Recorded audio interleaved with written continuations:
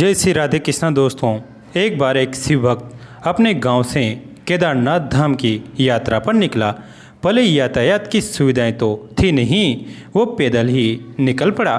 रास्ते में जो भी उसे मिलता केदारनाथ का मार्ग पूछ लेता। मन में भगवान शिव का ध्यान करता रहता। चलते चलते उसको महीनों बीत गए। आखिरकार एक दिन वह केदार धाम पहुँच ही गया।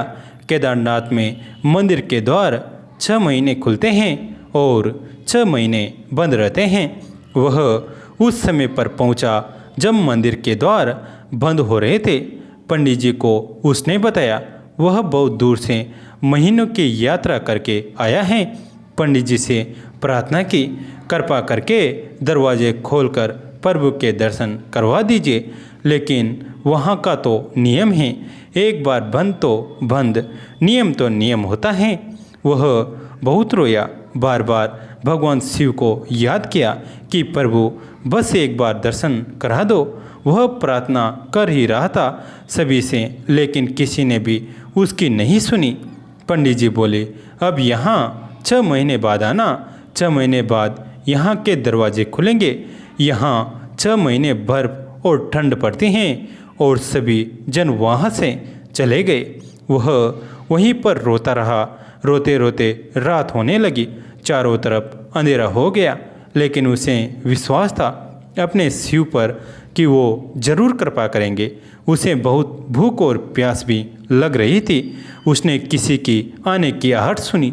देखा एक सन्यासी बाबा उसकी ओर आ रहा है। वो सन्यासी बाबा उसके पास आया और पास में बैठ गया। पूछा, बेटा कहाँ से आए हो? उसने सारा हाल सुना दिया और बोला, मेरा आना यहाँ पर व्यर्थ हो गया बाबा जी। बाबा जी ने उसे समझाया और खाना भी दिया और फिर बहुत देर तक बाबा उससे बातें करते रहे। बाबा जी को उस पर दया आ गई। वह बोले, बेटा मुझे लगता है सुबह मंदिर जरूर खुलेगा, तुम दर्शन जरूर करोगे। बातों बातों में इस भक्त को न जाने कब नींद आ गई। सूर्य के मंदिर प्रकाश के साथ भक्त की आँख खुली। उसने इधर उधर बाबा को देखा, किंतु वह कहीं नहीं थे। इससे पहले कि वह कुछ समझ पाते, उसने देखा पंडित जी आ रहे हैं अपनी पूरी मंडली के साथ। उसने पंडित जी को प्रणाम किया और बोला, कल आपने तो कहा था मंदिर 6 महीने बाद खुलेगा और इस बीच कोई नहीं आएगा यहाँ, लेकिन आप तो सुबह ही आ गए। पंडित जी ने उसे गौर से देखा, पहचानने की कोशिश की और पूछा, तुम वही हो जो मंदिर का द्वार बंद होने पर आए थे, जो मुझे मिले थे? 6 महीने होते ही वापस आ गए। उस आदमी ने आश्चर्य से कहा, नहीं, मैं कहीं भी नहीं गया। कल ही तो आप मिले थे। रात में मैं यहीं सो गया था, मैं कहीं नहीं गया। पंडित जी के आश्चर्य का ठिकाना नहीं था। उन्होंने कहा, लेकिन मैं तो 6 महीने पहले मंदिर बंद करके गया था और आज 6 महीने बाद आया हूँ। तुम 6 महीने तक यहाँ पर जिंदा कैसे रह सकते हो? पंडित जी और सारी मंडली हैरान थी। इतनी सर्दी में एक अकेला व्यक्ति कैसे 6 महीने तक जिंदा रह सकता है? तब उस भक्त ने उनको सन्यासी बाबा के मिलने और उसके साथ की गई सारी बातें बता दी कि एक सन्यासी आया था, लंबा था, बड़ी बड़ी जटाएं, एक हाथ में त्रिशूल और एक हाथ में डमरू लिए मृगशाला बने हुए था। पंडित जी और सब लोग उसके चरणों में गिर गए। बोले, हमने तो जिंदगी लगा दी किंतु प्रभु के दर्शन ना पा सके। सच्चे भक्त तो तुम हो। तुमने तो साक्षात भगवान शिव के दर्शन किए हैं। उन्होंने ही अपनी योग माया से तुम्हारे 6 महीनों को एक रात में ही परिवर्तित कर दिया, कालखंड को छोटा कर दिया। यह सब तुम्हारे पवित्र मन, तुम्हारी श्रद्धा और विश्वास के कारण ही हुआ है। हम आपकी भक्ति को प्रणाम करते हैं। बनारस की वो गलियां जहां हर मोड़ पे आपको एक छोटा सा मंदिर मिल जाएगा, शायद यही बनारस की खूबसूरती का एक राज है। हर पल उस छोटे बड़े मंदिर में आती घंटियों की आवाज़ें मन को कितना सुकून देती हैं। बनारस के इन्हीं गलियों में एक राम जानकी मंदिर है जिसकी देखरेख मंदिर के पुजारी पंडित रामनारायण मिश्र के हाथों में थी। मिश्र जी भी अपनी पूरी जिंदगी इस राम जानकी मंदिर को समर्पित कर चुके थे। संपत्ति के नाम पर उनके पास एक छोटा सा 2 कमरे का मकान और परिवार में उनकी पत्नी और विवाह योग्य बेटी कमला। मंदिर में जो भी दान आता वही पंडित जी और उसके परिवार के गुजारे का साधन था। बेटी विवाह योग्य हो गई थी और पंडित जी ने हर मुकम्मल कोशिश की जो शायद हर बेटी का पिता करता है, पर वही दान दहेज पर आकर बात रुक जाती। पंडित जी अब निराश हो चुके थे, सारे प्रयास के कर हार चुके थे।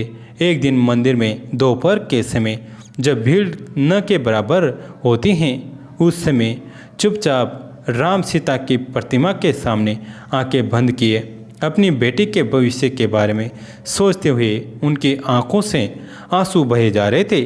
तभी उनके कानों में एक आवाज़ आई, नमस्कार पंडित जी। झटके में आंखें खोली तो देखा सामने एक बुजुर्ग दंपति हाथ जोड़े खड़े थे।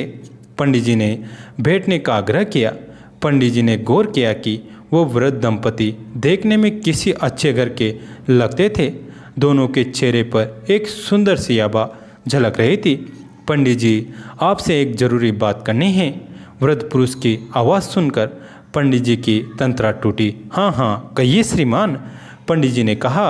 उस वृद्ध आदमी ने कहा, पंडित जी मेरा नाम विशंबर नाथ है। हम गुजरात से काशी दर्शन को आए हैं। हम निसंतान हैं, बहुत जगह मन्नतें मांगी पर हमारे भाग्य में पुत्र पुत्री सुख तो जैसे लिखा ही नहीं है।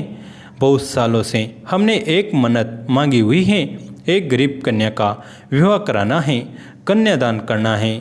हम दोनों को तभी इस जीवन को कोई सार्थक पड़ाव मिलेगा। वृद्ध दंपति की बातों को सुनकर पंडित जी मन ही मन इतना खुश हुए जा रहे थे जैसे स्वयं भगवान ने उनकी इच्छा पूरी करने किसी को भेज दिया हो। आप किसी कन्या को जानते हैं पंडित जी जो विवाह योग्य हो पर उसका विवाह न हो पा रहा हो? हम हर तरह से दान दहेज देने उसके लिए और एक सुयोग्य वर भी हैं। वृद्ध महिला ने कहा। पंडित जी ने बिना एक पल गवाए अपनी बेटे के बारे में सब विस्तार से बता दिया। वृद्ध दंपति बहुत खुश हुए, बोले, आज से आपकी बेटी हमारी हुई। बस अब आपको उसकी चिंता करने की कोई ज़रूरत नहीं, उसका विवाह हम करेंगे। पंडित जी की खुशी का कोई ठिकाना न रहा। उनकी मनचाही इच्छा जैसे पूरी हो गई हो। विशंबर नाथ ने उन्हें एक विजिटिंग कार्ड दिया और बोला, बनारस में ही ये लड़का है, ये उसके पिता के ऑफिस का पता है। आप जाइए, मेरे रिश्ते में मेरे साड़ू लगते हैं। बस आप जाइए और मेरे बारे में कुछ न बताइएगा। मैं बीच में नहीं आना चाहता। आप जाइए, खुद से बात करिए। पंडित जी घबराए और बोले, मैं कैसे बात करूं? न जान न पहचान, कहीं उन्होंने मना कर दिया इस रिश्ते के लिए तो?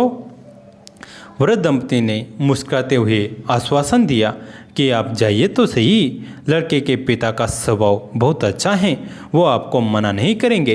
इतना कहकर वृद्ध दंपति ने उनको अपना मोबाइल नंबर दिया और चले गए। पंडित जी ने बिना समय गवाए लड़के के पिता के ऑफिस का रुख किया, मानो जैसे कोई चमत्कार सा हो गया। ऑफिस में लड़के के पिता से मिलने के बाद लड़के के पिता की हाँ कर दी। तुरंत शादी की डेट फाइनल हो गई। पंडित जी जब उस दंपति को फ़ोन करते तब शादी विवाह की ज़रूरत का दान दहेज उनके घर पहुंच जाता। सारी बुकिंग, हर तरह का सहयोग बस पंडित जी के फ़ोन कॉल करते ही उन तक पहुंचने लगते। अंतर धूमधाम से विवाह संपन्न हुआ। पंडित जी की लड़की कमला विदा होकर अपने ससुराल चले गई। पंडित जी ने राहत की सांस ली। पंडित जी अगले दिन मंदिर में बैठे उस वृद्ध दंपति के बारे में सोच रहे थे कि कौन थे वो दंपति जिन्होंने मेरी बेटी को अपना समझा। बस एक ही बार मुझसे मिले और मेरी सारी परेशानी हल लिए। यही सोचते सोचते पंडित जी ने उनको फ़ोन मिलाया। उनका फ़ोन स्विच ऑफ बता रहा था। पंडित जी का दिल ज़ोर ज़ोर से धड़कने लगा। उन्होंने मन ही मन तय किया कि 1-2 दिन और फ़ोन करूँगा, नहीं बात होने पर अपने समधी से पूछूंगा जरूर। विशंबरनाथ जी के बारे में अनंत लगातार 3 दिन फ़ोन करने के बाद भी विशंबरनाथ जी का फ़ोन नहीं लगा तो उन्होंने तुरंत अपने समधी जी को फ़ोन मिलाया। ये क्या, फ़ोन पे बात करने के बाद पंडित जी की आंखों से झरझर आंसू बहने लगे। पंडित जी के समधी जी का दूर दूर तक विशंबरनाथ नाम का न कोई सगा संबंधी न ही कोई मित्र था। पंडित जी आंखों में आंसू लिए मंदिर में प्रभु श्री राम के सामने हाथ जोड़कर खड़े हो गए और रोते हुए बोले, मुझे अब पता चला प्रभु, मैं वो विशंबरनाथ और कोई नहीं, आप ही थे। वो व्रत जानकी माता थी। आपसे मेरा और मेरी दीदी बेटी का कष्ट देखा नहीं गया। दुनिया इस बात को माने या न माने, आप ही आकर मुझसे बातें करके मेरे दुख को हरे प्रभु। राम जानकी की प्रतिमा जैसे मुस्कुराते हुए अपने भक्त पंडित जी को देखे जा रही थी। बोलिए भक्त और भगवान की जय हो, भोले बाबा की जय हो। दोस्तों कैसी लगी कहानी कमेंट करके ज़रूर बताएं। वीडियो को लाइक करें, चैनल को सब्सक्राइब करें, घंटी के बटन को दबाकर ऑल पर क्लिक करें। दोस्तों इस कहानी को अपने दोस्तों के साथ, फैमिली के साथ शेयर जरूर करें। कहानी अंत तक सुनने के लिए आप सभी का तहे दिल से धन्यवाद।